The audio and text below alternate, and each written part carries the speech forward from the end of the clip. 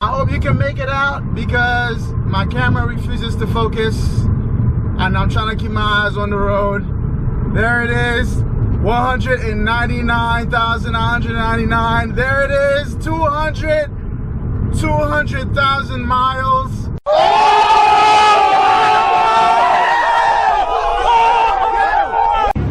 I am a subscriber to Zoom 360 on the go. Yay! I liked one of the videos. Hey! Now get in the car.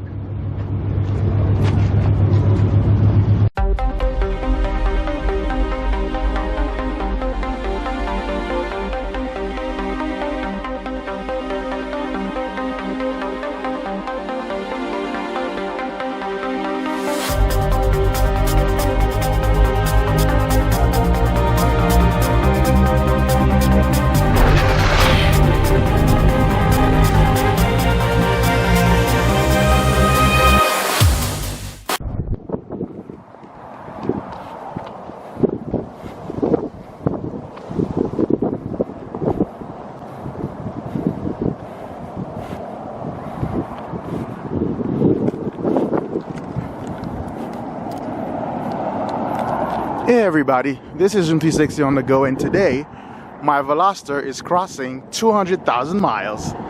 Let's do it.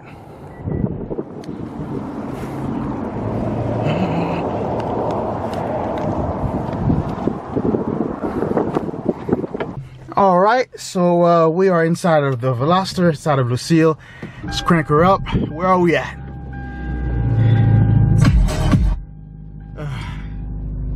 It's enough of that. So we have 49 more miles to go. 199,951 miles right there, if you can see. And yeah, let's do it.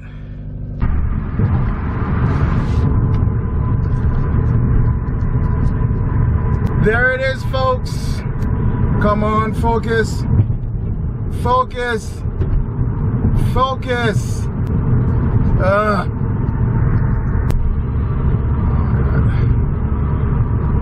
Focus. Focus. Oh my God. There you have it. I hope you can make it out because my camera refuses to focus and I'm trying to keep my eyes on the road.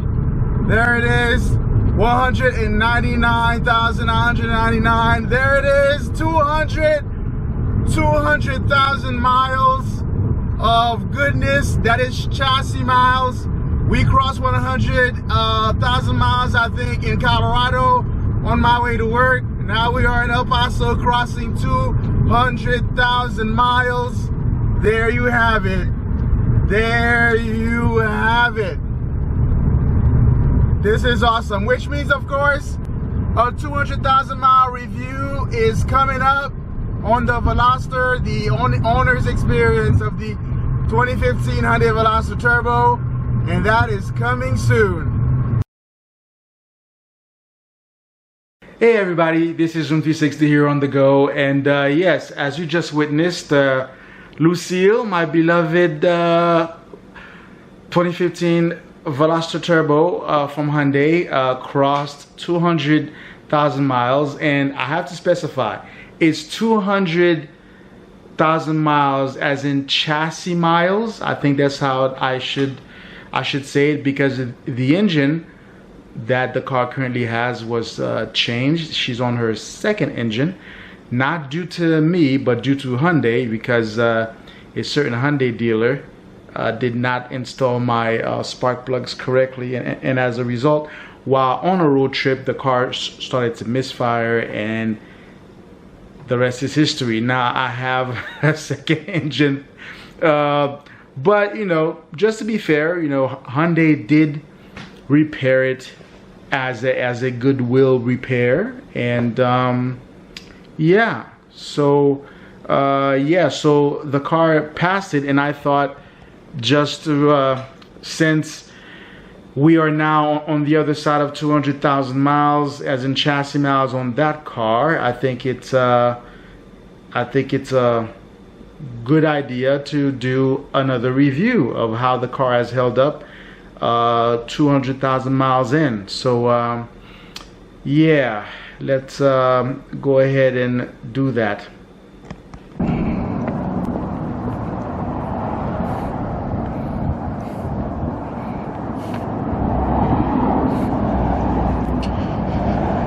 There she is, over 200,000 miles. Let's set up.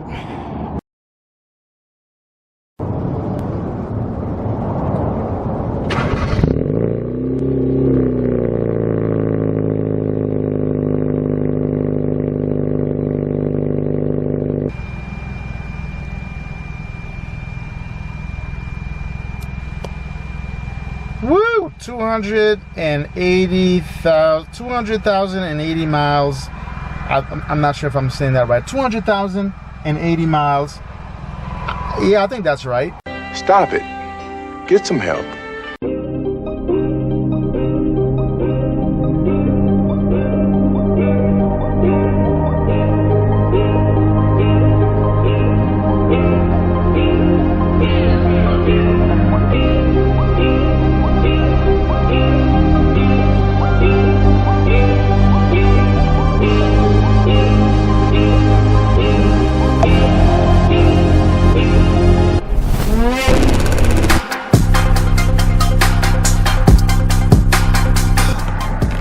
Ladies and gentlemen, I give you Trans Mountain, one of my favorite spots in El Paso.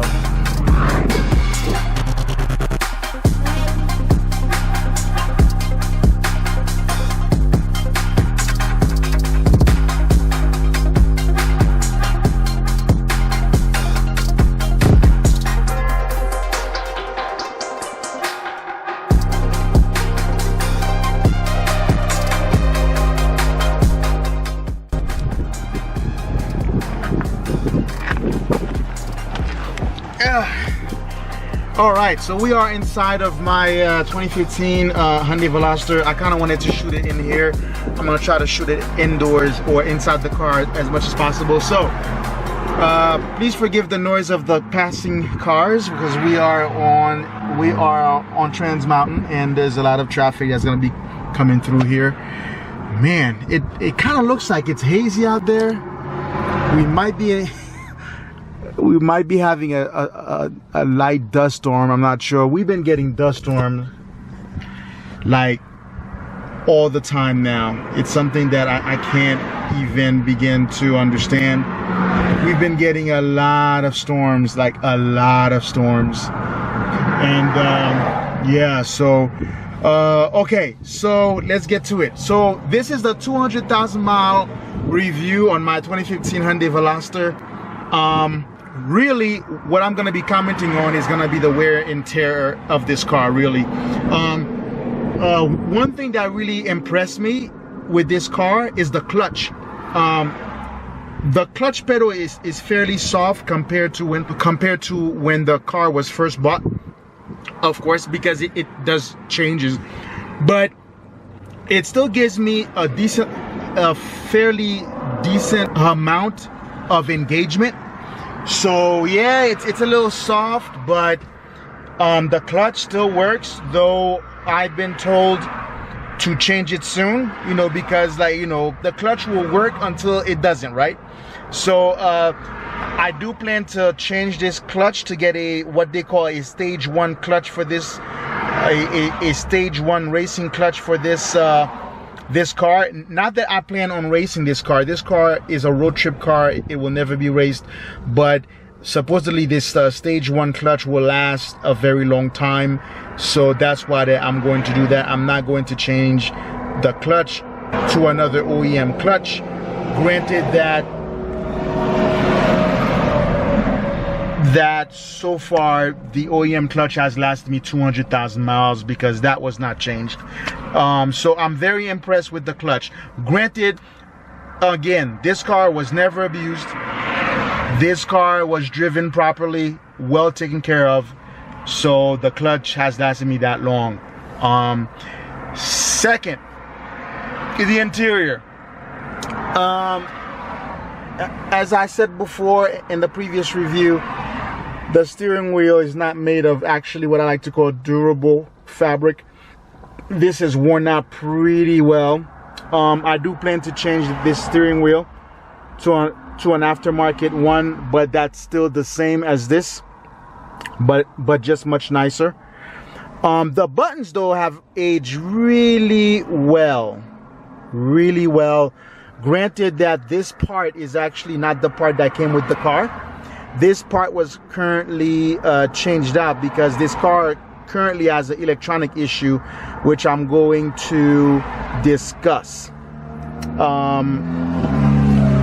So of course this been worn out. Now the seats, now both the front and the back seats have been reupholstered.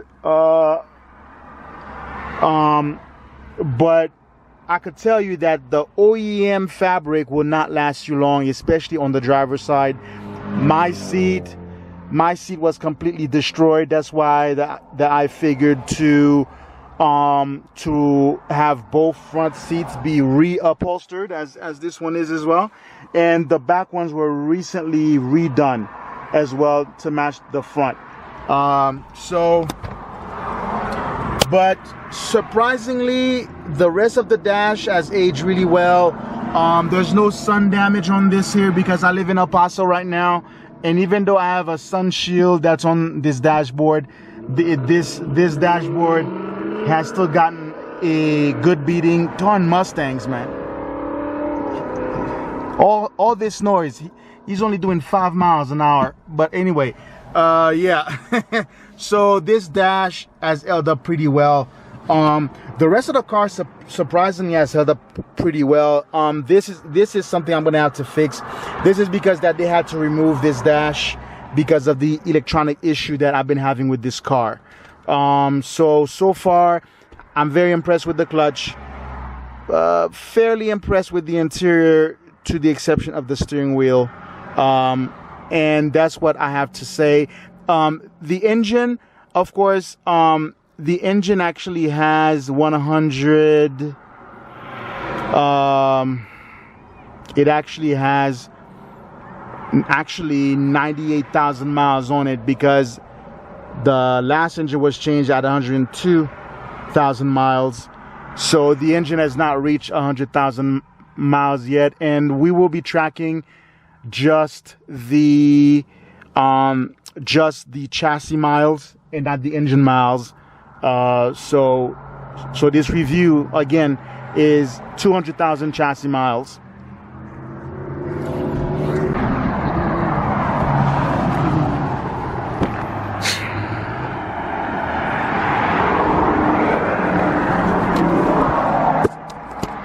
All right, so we are inside of the Veloster on the driver's side. So I'm gonna take this time to talk about the engine. So the new engine has been performing quite well. I haven't noticed any issues. There has been very little mods done to the engine thus far. So far what I had done to it is aftermarket intake, an aftermarket exhaust, well, from the cat back, and then the blow-off valve was changed out, you know, just because I wanted to hear the whoosh. So there are mods that will be coming up soon for this car, but the engine overall has done exactly what I think it should do. I don't expect this car to be a fast car. I mean, it's a what, 1.6 liter straight 4-cylinder. Though it's turboed, I don't expect a whole lot of it. This is a car that's really like a daily, you could drive it to work, maybe 1 or 2 road trips a year, that's it.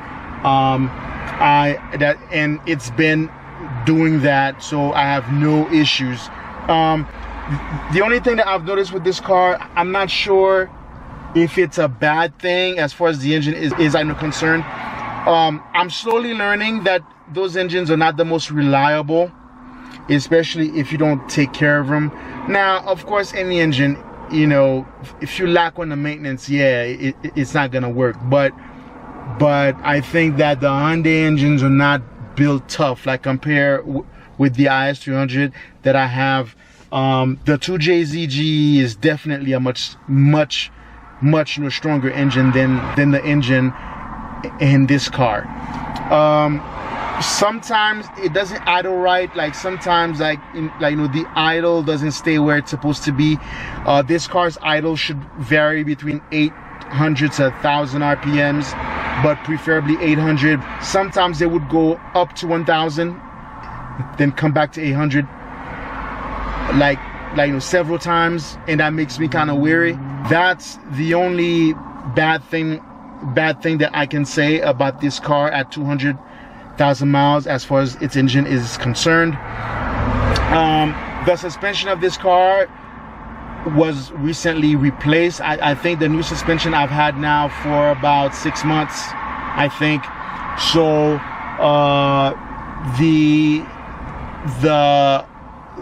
the suspension that I had before, which was the stock one, did not make it to 200,000 miles.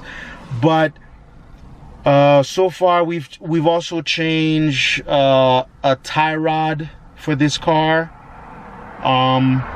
but very little major problems with the suspension. I think I've changed one of the sway bar links. I think the driver one that broke one time, and that is it. I think that's all that's all that we've changed out for the suspension. And most everything that came with the car still works, except the one thing that I'm recently learning about Hyundai. So now we're going into the bad stuff. Electrically, these cars are not the best. There's a lot of glitches in these cars. I've watched several other videos about this car. You know, some people have problems with the radios. Sometimes it takes a while for the Bluetooth to kick in. Sometimes I have the same issue. Sometimes, like, you know, when you crank up the car's radio, it doesn't boot up properly, or it takes a little long for it to completely be on where everything is working, especially the Bluetooth. You know, sometimes, rarely, I would turn on the radio and there's no Bluetooth available. So yeah, so sometimes I have to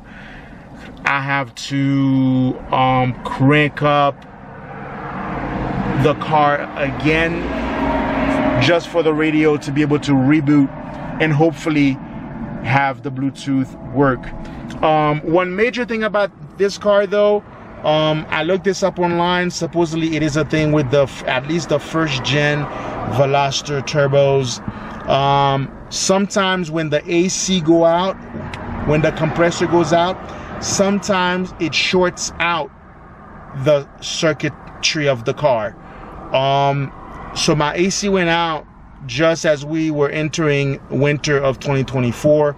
So I figured, you know what, since we're going into winter, I don't need to deal with that now. I could go and deal with that as the heat starting to crank up again, which I did. I had the AC compressor changed out and recharged. It turns out that didn't fix the problem. It seems that between the AC switch that's on this dash right there to the compressor short-circuited something throughout the entire system, and I had a shop look at it seriously for a few days, and they kind of narrowed it down to what they thought was a problem with the ECU, where the part of the ECU that controls the AC is completely fried. But then they tried to install this relay for it, because the ECU, when you press the AC button, the ECU for some reason is sending the wrong signal and it's not turning on the AC. But once they do a relay with the AC, it works perfectly fine. It's just that part from the ECU that controls the AC is not sending the correct signal, and when they tried to bypass that, they couldn't bypass it. So right now, what I chose to do was to, like, you know, take the car from the shop and do other stuff with it. And the IS300 is going to be going to do its thing as well. So I need to have a car to drive. And in August, this car is going to go back to the shop, and we are going to throw parts at it. I might have to take it, unfortunately, to Hyundai. It's not that I don't like Hyundai, it's just that Hyundai, I don't like the way they do business, because when you bring your car to Hyundai of El Paso, it takes 5 days for them to even touch your car. So your car just sits there for 5 days and no one is working on it. But I may have to do that because they would know exactly what to do with the circuits of this car, because the AC blew up some kind of thing in this car, within the harness, within the, I forgot the name of these things, something cab, but CAN bus, yeah. There's something within the electronic, you know, system of cars, which are called a CAN bus, which what they do is that they talk with each other and they talk with the ECU. I mean, I know nothing about the electronics of cars, but yeah, there's an issue with all of that. So that's the thing that I noticed more and more as I hit 200,000 miles with this car, is that Hyundais, at least the Veloster Turbos, are very finicky when it comes with their electronics. And speaking of that, I do have a fault for the passenger airbag, because the passenger airbag of this car is currently out of line, because when I had the front seats removed to be reupholstered, they disconnected everything in the bottom, removed the seat, they reconnected everything, but when they reconnected everything, what I noticed is that the airbag light on the dash is currently on, and I should also have a light on the dash. You see where it says passenger airbag right there? Focus on. Okay, when no one is sitting on the passenger seat, this is supposed to be on. There should be like an amber light that comes on behind the off, and when somebody's sitting there, it's supposed to come off. Now you may ask why I have this fan here, because of what I just talked about, the AC issue, which is annoying. It's annoying. So these cars, the bad thing that I've noticed about them, and every car has its issues, okay, the bad thing I noticed about this car is electronically they're very, like, you know, finicky, because the IS300, the AC on it has gone out before, and it was simple: replace the compressor, recharge it, and the AC is working like that. So yeah, so these cars are very electronically finicky. Also, I'm not sure if this is unique to El Paso, but I think that the door seals are not made from quality material. I thought that those door seals were all made the same, but apparently they're not, because the IS300 does not have this issue. The Hyundai, you see, you got this problem right here. It's falling apart. It's not aging well. You also have this right here. This thing is practically falling apart right here.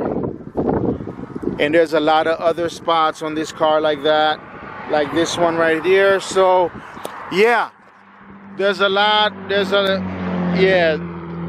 So the door seals on this car are not doing too hot.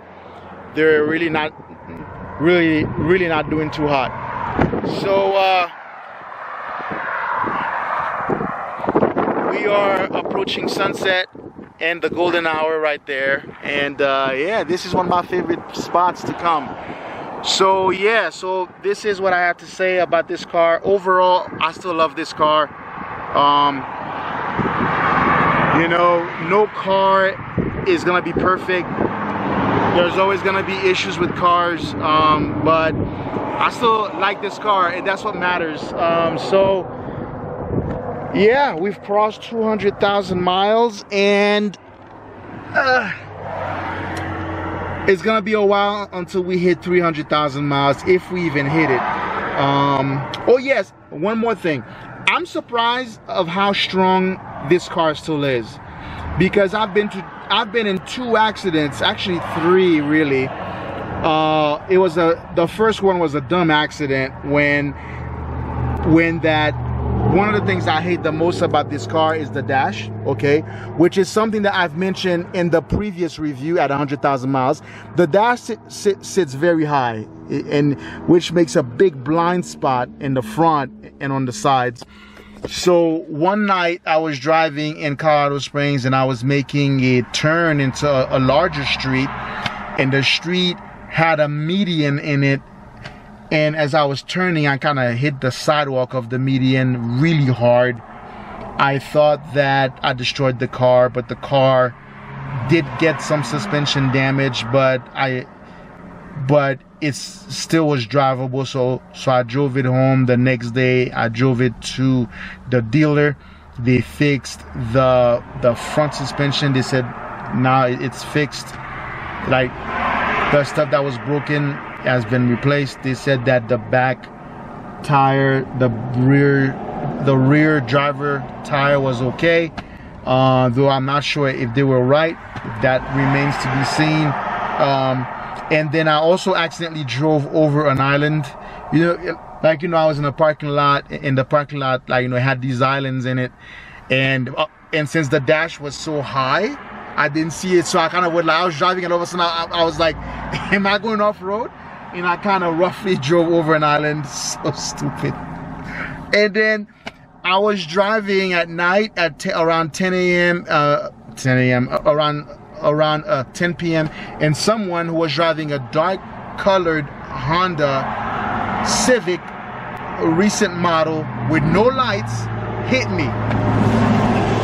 They hit me on near the driver's side door and fender, and they hit me really, really hard, and the car was still drivable. I still was able to drive it home, and of course had it repaired as fast as I could. So I'm shocked at how strong this car is. It's a solid car. I think that Hyundai has, like, you know, Hyundai has come a very long way, because I never liked Hyundai before, and you know, those of you who were into cars for quite some time know that at some point Hyundai was in fact the laughingstock of the automotive world or industry. And now I think, you know, I think they still have a long way to go, but they're definitely there. I mean, they're, you know, they've come up quite a bit. So I'm very impressed with this car still. I still love it. I still feel the same way I feel about it now as I felt when I first saw one driving to the highway very fast. It was a black one. It was a turbo. I said, I want that car. I still like it very much, and I especially like the way it looks now, because now it's been custom to my taste and themed. So yeah, so this is all I had to say about the Hyundai Veloster. I think I hope to have it for a few more years and take a few more road trips with it as soon as the AC is fixed. So this is Zoom 360 inviting you to get up, get out, and do it. Like, subscribe, and share. I'll see you on the road. Head on out.